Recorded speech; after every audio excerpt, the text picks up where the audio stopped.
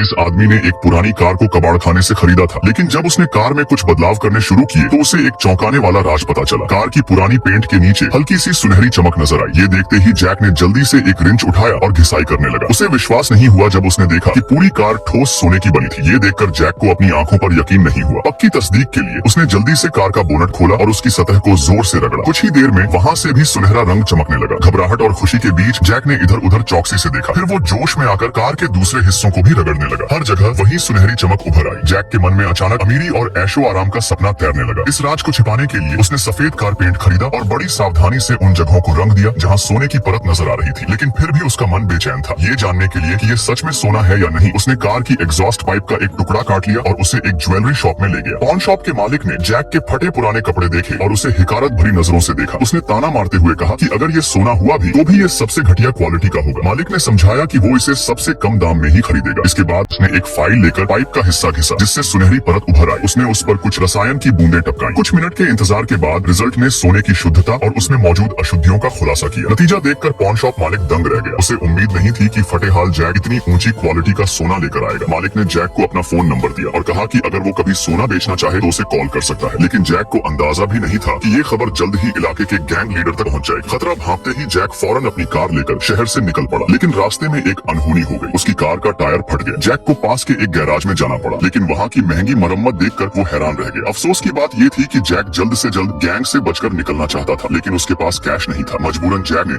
अपनी कार के